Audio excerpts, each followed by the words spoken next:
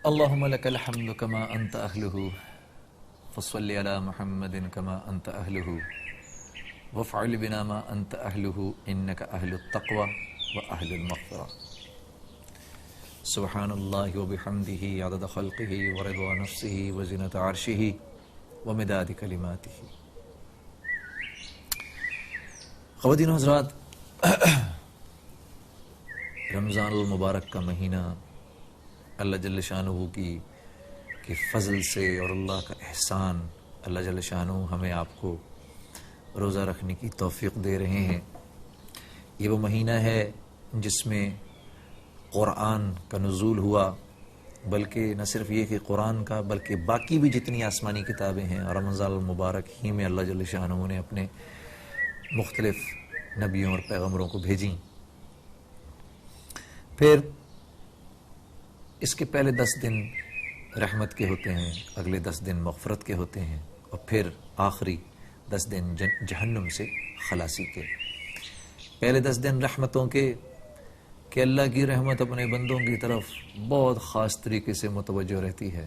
وہ لوگ جو سارا سال گناہوں میں اپنی زندگی گزارتے ہیں، اللہ کی نافرمانی میں زندگی گزارتے ہیں، اس مہینے میں آ کے وہ بھی روزہ رکھنے لگتے ہیں۔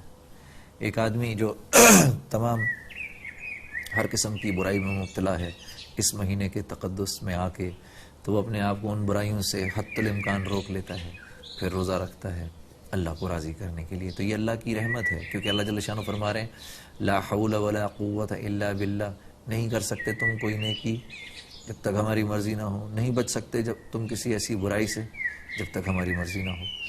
تو اللہ کی رحمتوں کا یہ عشرہ میرے سامنے ایک حدیث مبارکہ ہے، یہ میں سب سے پہلے اپنی ذات کو سنا رہا ہوں، یہ میں اپنے آپ کو سامنے رکھتے ہوئے، اپنی ذات کو کسوٹی پر رکھتے ہوئے یہ حدیث پڑھ رہا ہوں، میرے ساتھ آپ بھی سنیے۔ حضور اقدس صلی اللہ علیہ وسلم کا ارشاد ہے کہ روزہ آدمی کے لیے ڈھال ہے، روزہ آدمی کے لیے ڈھال ہے جب تک اس کو پھاڑ نہ ڈالے، جب تک کہ وہ اس کو پھاڑ نہ ڈالے۔ فائدے میں مولانا زکریا رحمۃ اللہ علیہ فرماتے ہیں کہ اپنے وقت کے بہت بڑے شیخ الحدیث تھے، فرماتے ہیں کہ ڈھال ہونے کا مطلب یہ ہے کہ جیسے آدمی ڈھال سے اپنی حفاظت کرتا ہے، اسی طرح روزے بھی اپنے دشمن شیطان سے، روزے سے بھی اپنے دشمن شیطان سے حفاظت ہوتی ہے۔ جیسے انسان اپنے ڈھال سے حفاظت کرتا ہے، ویسے ہی اپنے سب سے بڑے دشمن شیطان سے روزہ انسان کی حفاظت کرتا ہے۔ ایک روایت میں آیا کہ روزہ حفاظت ہے اللہ کے عذاب سے، دوسری روایت میں ہے کہ روزہ جہنم سے حفاظت کرتا ہے۔ یعنی آدمی، کیونکہ روزے کی حالت میں آدمی اپنے آپ کو گناہوں سے روکتا ہے، اس وجہ سے اللہ کے غضب سے اور اللہ کے عذاب سے اس کی حفاظت ہوتی ہے۔ ایک روایت میں وارد ہوا ہے کہ کسی نے عرض کیا یا رسول اللہ صلی اللہ علیہ وسلم، روزہ کس چیز سے پھٹ جاتا ہے؟ فرمایا کہ آپ صلی اللہ علیہ وسلم نے فرمایا کہ جھوٹ اور غیبت سے، جھوٹ اور غیبت سے۔ ان دونوں روایتوں میں اور اسی طرح اور بھی متعدد روایات میں روزے میں اس قسم کے امور سے بچنے کی تاکید آئی ہے، اور روزے کا گویا ضائع کر دینا اس کو قرار دیا گیا ہے کہ آدمی جھوٹ اور غیبت میں ملوث ہو۔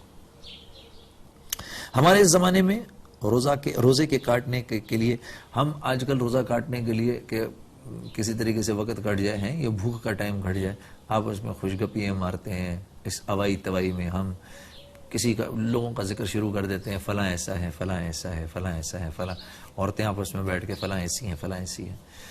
کچھ لوگ غیبت کا مطلب نہیں سمجھتے۔ میں نے ایک صاحب، ہم اپنے ایک بزرگ کے پاس بیٹھے ہوئے تھے، تو ایک صاحب نے کسی کا قصہ شروع کیا اور کہا حضرت میں آپ کو ایک بات بتانا چاہتا ہوں، اس میں ان کی کوئی برائی نہیں ہے، لیکن یہ میں بات آپ کو بتانا چاہتا ہوں۔ تو وہ ہمارے جو شیخ تھے انہوں نے ان کو روک دیا، کہا غیبت میں برائی کرنا ضروری نہیں ہے، کسی کی بھی بات کسی کے پیچھے کی جائے یہ غیبت ہے، اس کے منہ پہ کرو، کسی کی بھی بات کسی کے۔ میں یہ سوچتا ہوں، ایک دن میں نے بیٹھ کے یہ بات سوچی تو میں نے کہا کہ یار واقعی، جیسے میں فرض کریے میں آپ سے کہوں یار بات سنا، وہ اس کو جانتے ہو، اتنا کہنا ہی اب آپ اپنے آپ سے پوچھئے، اپنے آپ سے بات کیجئے کہ اگر اتنی سی ہی کوئی بات کوئی یہ کہے آپ کے بارے میں کسی اور کو، یار تو اس کو عامر کو جانتا ہے اور آپ عامر صاحب ہیں، تو آپ کو کتنا عجیب لگے گا یار، یا آپ کو بات ہی بڑی عجیب لگے گی، پتہ نہیں میرے بارے میں کیا بات کرنے والا ہے۔ تو کسی کی بات کسی کے پیچھے کرنا ہی غیبت ہے ایک دفعہ۔ اور غیبت کتنا برا گناہ ہے کہ ایک دفعہ کسی کی بات اچھا ہاں، یہ واقعہ سنانے سے پہلے آپ کو ایک اور بات بتاؤں کہ اور کسی کے پیچھے اس کی برائی کرنا جو ہے وہ تو ہے ہی خیر اللہ کے نزدیک بہت بری بات، کیونکہ اللہ جل شانہ کی منشا کچھ اور ہے، یہ سمجھنے کی کوشش کریں غیبت کیوں ایک بری چیز ہے۔ کیونکہ اللہ جل شانہ عالم الغیب ہیں، میری آپ کی ساری برائیوں کو جانتے ہیں۔ اللہ جل شانہ عالم الغیب ہیں، میری آپ کی ساری برائیوں کو جانتے ہیں، لیکن لوگوں سے چھپا رکھی ہیں، پردہ ڈالا ہوا ہے ستار العیوب ہونے کی وجہ سے۔ اللہ ستار العیوب ہیں، گناہوں پر پردہ ڈالا ہوا ہے۔ اب ہماری جو اچھائیاں ہیں، ہم میں سے بہت سارے، تو میرے جیسے تو بہت سارے ایسے ہیں جن میں کوئی اچھائی ہی نہیں ہے، پھر اگر کچھ لوگ ایسے ہیں جن میں کوئی اچھائی ہے تو اللہ جل شانہ اپنے فضل سے ان کی ایک دو اچھائیاں، کسی میں ایک دو ہی اچھائیاں ہوتی ہیں بس، ان کی وہ اچھائیاں خود اٹھا کے لوگوں پر آشکارا کر دیتے ہیں، لوگوں کو بتا دیتے ہیں۔ تو لوگ کہتے ہیں واہ واہ یہ کیسے اچھے آدمی ہیں، واہ واہ واہ بھائی کتنے نیک آدمی ہیں، واہ جی کتنے نمازی ہیں، واہ جی کتنے سخی ہیں۔ اللہ کی منشا یہ ہے، تو اللہ کی منشا یہ ہے کہ میرے بندوں کی جو گناہ ہیں ان پر، جو میرے بندوں کی کمیاں ہیں ان پر پردہ آ جائے، اور جو ان کی اچھائیاں ہیں وہ ان کی پیٹھ پیچھے لوگ ان کا ذکر کریں۔ یہ اللہ جل شانہ کو پسند ہے۔ اسی وجہ سے اللہ جل شانہ چاہتے ہیں کہ اللہ کے بندے بھی ایسا ہی کریں، وہ لوگوں کی پردہ پوشی کرنے سے بچیں تاکہ لوگوں کے گناہ دوسروں کے سامنے نہ آئیں، اور ان کی اچھائیوں کا ذکر کریں تاکہ لوگوں کے دل میں ان کی محبت اور ان کی عظمت بیٹھے۔ اگر کسی دو مسلمان کی آپس میں ہلکی سی چپکلش ہو اور آپ ان کے درمیان دوستی کرانے کے لیے تھوڑا بہت جھوٹ بھی بول دیں تو شریعت نے اس کو بھی ناجائز نہیں قرار دیا۔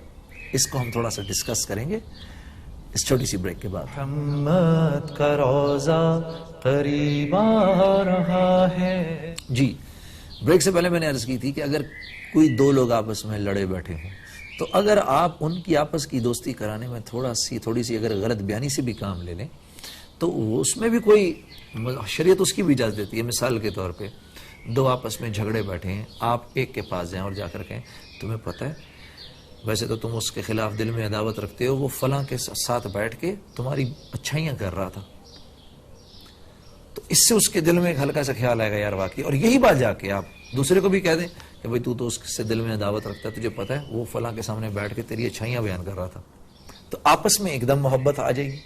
اور ایک اور چیز بھی کہہ سکتے ہیں آپ، وہ یہ بھی کہہ سکتے ہیں تجھے پتہ ہے وہ تجھے بڑی دعائیں دیتا ہے، اور یہ بات جھوٹ بھی نہیں ہے، کیونکہ ہم نماز میں دعا کرتے ہیں ربنا اغفر لی ولوالدی وللمؤمنین یوم یقوم الحساب، اللہ مجھے بخش دے، میرے والدین کو بخش دے، اور تمام مومنین مومنات کو بخش دے یوم حساب کے دن۔ تو اس دعا کے اندر وہ بھی آ گیا، کیونکہ مسلمان تو بہرحال وہ بھی ہے، تو یہ بات بھی سچی ہے کہ وہ تیرے پیچھے تیرے لیے بہت دعائیں کرتا ہے۔ اس سے کیا ہے کہ آپس میں دل ایک دوسرے کے ساتھ جڑ جائیں گے، آپس میں محبتیں بڑھنا شروع ہو جائیں گی، محبوبیت آپس میں بڑھ جائے گی۔ اس لیے اللہ جل شانہ کے ہاں غیبت اتنا مبغوض گناہ ہے۔ ہم کبھی کبھار کہتے ہیں نا اب یار میں غیبت نہیں کر رہا، میں جو تجھے بات اس کے بارے میں بتا رہا ہوں وہ سچ ہے۔ ارے بھائی سچ یقیناً ہوگی، یہ کوئی اس بات سے انکار نہیں کر رہا، لیکن اس دنیا میں کون ہے ایسا جو گناہوں سے پاک ہو؟ ایک دفعہ حضرت عیسیٰ علیہ السلام کے دور میں آپ کی بستی میں لوگوں نے ایک فاحشہ عورت کے اوپر پتھر مارنے شروع کر دیے، تو حضرت عیسیٰ علیہ السلام بیچ میں آ گئے اور کہا اور فرمایا اس عورت پر پہلا پتھر وہ مارے گا جس کو اس بات کا یقین ہو کہ اس نے ساری زندگی کبھی کوئی گناہ نہیں کیا۔ اب کوئی پتھر مارنے والا نہیں تھا۔ ہم میں سے ہر ایک برا ہے، ہم میں سے ہر ایک میں کمیاں ہیں، ہم میں سے ہر ایک میں برائیاں ہیں۔ تو اگر ہم یہ چاہتے ہیں کہ اللہ جل شانہ ہماری پردہ پوشی کرے تو ہمارے لیے ضروری ہے کہ ہم اگلے کی بھی پردہ پوشی کریں۔ ایک بدو نے آ کے آپ صلی اللہ علیہ وسلم سے یہ عرض کی، کہا یا رسول اللہ صلی اللہ علیہ وسلم میں چاہتا ہوں اللہ میری پردہ پوشی فرمائے، تو کہا اوروں کی پردہ دری سے اپنے آپ کو دور رکھو، اللہ جل شانہ تمہاری پردہ پوشی فرمائیں گے۔ غیبت اس لیے اتنا برا ہے اتنا برا گناہ ہے. ایک دفعہ ایک بزرگ کے پاس ایک آدمی آیا, کہا حضرت مجھے پاک کریں, مجھ سے بہت بڑا گناہ ہو گیا. فرمایا کیا ہوا؟ اور رونا شروع کر دیا, حضرت مجھے پاک کریں, مجھ سے بہت بڑا گناہ ہو گیا, حضرت مجھے پاک کریں, مجھ سے بہت بڑا گناہ. وہ پریشان ہو گئے, بول ہوا کیا؟ کہا حضرت بدکاری ہو گئی مجھ سے. تو فرمایا ارے تو نے تو مجھے ڈرا ہی دیا تھا, میں سمجھا تو نے غیبت کی ہے. کیونکہ یہ ہر گناہ جو ہے, یہ اس قسم کے گناہ تو اللہ سے معافی کے اندر میں معاف کر دیے جائیں گے, لیکن غیبت ایک ایسا گناہ ہے کہ اگر ہم نے کسی کی غیبت کی ہے تو جب تک اس کے پاس جا کر خود معافی نہیں مانگیں گے اس وقت تک وہ گناہ معاف نہیں ہوگا. یہ اتنا برا گناہ ہے, اتنا اللہ کے نزدیک مبغوض ہے. اور ہم اگلے کی جب برائی بیان کر رہے ہوتے ہیں اور اگر وہ برائی اس میں موجود ہو, باوجود اس کے کہ ہم سچ بول رہے ہوتے ہیں, پھر بھی ممانعت ہے. اور اگر کسی کے اوپر کوئی جھوٹ بات کی تو یہ تو بہتان باندھ دیا, یہ اس سے بڑا گناہ ہے. کسی کی غلط برائی کسی کو جا کے بیان کرنی شروع کر دی تو اتنا برا گناہ ہے. اور بعض علماء حضرات کے نزدیک تو ادھر آپ نے روزے کی حالت میں کسی کی غیبت کی, ادھر آپ کا روزہ ٹوٹ گیا, وہ تو کہتے ہیں کہ روزہ ہی ٹوٹ گیا. لیکن جو جمہور جو امت میں جو ویسے جو زیادہ تر جو ہے وہ یہ بات جو ہے علماء کے نزدیک مانی جاتی ہے کہ بھئی روزے کی حالت میں جس نے غیبت کی یا جھوٹ بولا وہ روزے کے تقدس کو تو یقیناً پامال کر گیا. اسی طرح جھوٹ بھی اتنا ہی بڑا گناہ ہے, جھوٹ بھی اتنا ہی بڑا گناہ ہے. ایک صحابی نے آپ صلی اللہ علیہ وسلم سے پوچھا یا رسول اللہ صلی اللہ علیہ وسلم مسلمان بزدل ہو سکتا ہے؟ فرمایا ہاں ہو سکتا ہے. پوچھا یا رسول اللہ صلی اللہ علیہ وسلم مسلمان بخیل ہو سکتا ہے؟ کہا ہاں بخیل ہو سکتا ہے. پوچھا یا رسول اللہ صلی اللہ علیہ وسلم مسلمان جھوٹا ہو سکتا ہے؟ فرمایا نہیں, مسلمان جھوٹ نہیں بول سکتا. میں آج اپنے بارے میں سوچ رہا تھا کہ تیری زندگی کے اندر تیری زبان سے کتنا جھوٹ نکلتا ہے جنید, کتنا جھوٹ نکلتا ہے. شاید سچ اتنا نہیں نکلتا جتنا تیری زبان سے جھوٹ نکلتا ہے. تو اس زمرے میں تو میں آپ صلی اللہ علیہ وسلم کو قیامت کے دن کیا منہ دکھاؤں گا؟ جب آپ صلی اللہ علیہ وسلم نظر آئیں گے روز محشر میں, میدان محشر میں جب آپ کھڑے ہوں گے, میں کیا منہ دکھاؤں گا آپ صلی اللہ علیہ وسلم کو؟ آپ صلی اللہ علیہ وسلم تو فرما رہے ہیں مسلمان جھوٹ بول ہی نہیں سکتا اور میرے منہ سے اتنا جھوٹ نکلتا ہے. تو میرے عزیزوں اس بات کا خاص خیال رکھو. یہ رمضان المبارک جو ہے نا, یہ تزکیہ نفس کا مہینہ ہے. ارے پی جاؤ, جو پی لینے میں مزہ ہے نا وہ سامنے کہہ دینے میں اور اظہار کر دینے میں نہیں ہے. جو اپنے اوپر لے جانے میں جو مزہ ہے نا, جو مزہ عزت اس کی ہی ہوتی ہے جو دل پہ تو داغ کھا لے, دامن پہ اس داغ کو نہ پڑنے دے. عزت اس کی ہوتی ہے. وہ کوئی بہادر نہیں جس کا دامن تار تار ہو. بہادر تو وہ ہے جو بات کو اپنے اوپر سہ جائے, صبر کر لے. ہم کہتے ہیں نا صبر کرنا اور کیا ہے؟ یہ صبر کرنا ہے. آپ جانتے ہیں فلاں میں یہ برائی ہے, آپ جانتے ہیں کہ میں اس بات کروں گا تو فلاں کی پکڑ ہوگی, آپ اس کو پی جائیں. آپ کی اس بات کو اللہ دیکھ رہا ہے. ایک دن آپ سے بھی کوئی غلطی ہوگی, اس دن اللہ جل شانہ بذات خود آپ کی پردہ پوشی کریں گے, خود آپ کی مدد کریں گے. اس سے معاشرہ بھی الحمدللہ ایک بہترین معاشرہ بنے گا. لوگوں میں آپس میں محبت اور الفت بڑھے گی, لوگوں میں آپس میں پیار اور محبت بڑھے گی. پھر کوئی کسی کے بچے کے منہ سے نوالا چھین کے اپنے بچے کے منہ میں نہیں ڈالے گا. پھر کوئی کسی اور کا حق مارنے کی کوشش نہیں کرے گا, بلکہ مسلمان کی عزت کو اپنی عزت سمجھے گا. صحابہ کرام کے دور کی ایک عجیب سی بات مجھ کو یاد آ گئی, اور میں سوچ رہا ہوں کہ اگر یہ سب کچھ آج کے دور میں ہوا ہوتا تو کیا ہوتا. ایک عجیب واقعہ مجھے یاد آیا. ایک صحابی نے ایک دوسرے اپنے دوست صحابی سے فرمایا کہ میں چاہتا ہوں کہ تم فلاں کی بیٹی کے اوپر جا کے میری نکاح کی بات رکھو. تو وہ صحابی گئے ان سے ملنے کے لیے, لڑکی کے باپ سے. تو کہا جی میرا فلاں دوست جو ہے وہ آپ کی بیٹی سے نکاح کرنا چاہتا ہے. تو جو لڑکی کے باپ تھے انہوں نے کہا کہ ہم اس سے تو اپنی بیٹی کا نکاح نہیں کریں گے, البتہ تم سے کرنے کو تیار ہیں. تو انہوں نے کہا مجھے 1 منٹ سوچنے کے لیے دیجئے. انہوں نے 1 منٹ سوچا, سوچنے کے بعد کہا اچھا ٹھیک ہے, میں آپ کی بیٹی سے نکاح کرنے کو تیار ہوں. خیر وہیں بیٹھے بیٹھے نکاح ہو گیا. اور اس زمانے میں تو زندگی بہت آسان تھی, میری تمہاری طرح تھوڑی کہ جب تک کسی غریب کا پورا گھر نہ بک جائے اس وقت تک شادی نہ ہو. نکاح ہوتا تھا ایک حلال چیز تھی اللہ کی طرف سے, اس کو صحابہ کرام ویسے ہی کیا کرتے تھے, اسی لیے ان کی زندگیوں میں سکون چین اور اطمینان تھا. خیر جی, وہاں پر نکاح ہو گیا. اب وہ صحابی باہر نکلے اور اپنے دوست کے پاس آئے اور آ کے ان سے عرض کی, بھائی بات یہ ہے کہ میں بات تو تیرے ہی نکاح کی, تیرا ہی پیغام لے کر گیا تھا. وہاں جا کر لڑکی والوں میں جو لڑکی کا والد تھا اس نے کہا, جی میں اس سے تو نہیں, آپ سے کرنے کو تیار ہوں. تو بھائی نکاح میں کرایا. تو ان صحابی نے کہا, مجھے معاف کر دیجئے, وہ لڑکی آپ کے نصیب کی تھی اور میں اس پہ نظر ڈالے بیٹھا تھا. کیسے یہ محبت, الفت, ایسے اخلاق یہ ان حضرات میں کہاں سے پیدا ہو گئے, کہاں سے پیدا ہو گئے, جو کہ جن کی بد اخلاقی اور بد کرداری کی مثالیں دی جاتی تھیں آپ صلی اللہ علیہ وسلم کے آنے سے پہلے, جن پر کوئی حکومت کرنے کو تیار نہیں تھا, جو جتنا بڑا بدکار تھا وہ اتنی بڑی فخر کی نظر سے دیکھا جاتا تھا, جو جتنا بڑا جواری اور شرابی تھا اس کی اتنی معاشرے میں عزت تھی, جو زمین پر پڑے ہوئے دشمن کا خون چاٹا کرتے تھے, جن میں اس بات پر 100 سال تک لڑائیاں ہوتی تھی کہ تیرے اونٹ نے میرے اونٹ سے پہلے پانی کیسے پی لیا, ان میں یہ اخلاقیات کہاں سے آ گئے. میرے عزیزوں, ان حضرات نے محنت کی, اپنے اخلاقیات پر محنت کی. اچھے اخلاق پیدا کرنا سب سے بڑی ہمت کی بات ہے. وَاصْبِرْ عَلَى مَا أَصَابَكَ, حضرت لقمان حکیم اپنے بیٹے کو یہ تاکید کر رہے ہیں. انشاءاللہ اگلے پروگرام کے اندر میں اس بات کو خوب ذرا ڈیٹیل کے اندر آپ کو ڈسکس کر کے بتاؤں گا. اگلا پروگرام نہ مس کریے گا. وَاصْبِرْ عَلَى مَا أَصَابَكَ, اے میرے بچے اچھے اخلاق پیدا کر. ان ذلک من عزم الامور, اور میں جانتا ہوں یہ بڑی ہمت کی بات ہے. انشاءاللہ اس کو ہم انشاءاللہ نیکسٹ پروگرام کے اندر اور ڈیٹیل کے اندر ڈسکس کریں گے.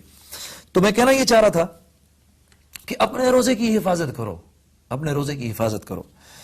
مشائخ نے روزے کے آداب میں 6 امور تحریر فرمائے ہیں, وہ میں آپ کے سامنے بھی پڑھتا ہوں. روزے دار کو ان کا اہتمام ضروری ہے. اول, نگاہ کی حفاظت, کہ کسی بے محل جگہ پر نہ پڑے, حتیٰ کہ کہتے ہیں کہ بیوی پر بھی شہوت کی نگاہ نہ پڑے. پھر اجنبی کا کیا ذکر, اور اسی طرح کسی لہو و لعب وغیرہ ناجائز جگہ نہ پڑے, یعنی کسی فضول سے کام کے اندر آپ کا وقت ضائع نہ ہو. نبی کریم صلی اللہ علیہ وسلم کا ارشاد ہے کہ نگاہ ابلیس کے تیروں میں سے ایک تیر ہے, جو شخص اس سے اللہ کے خوف کی وجہ سے بچ رہے, حق تعالی جل شانہ اس کو ایسا نور ایمان نصیب فرماتے ہیں جس کی حلاوت اور لذت قلب میں محسوس کرتا ہے.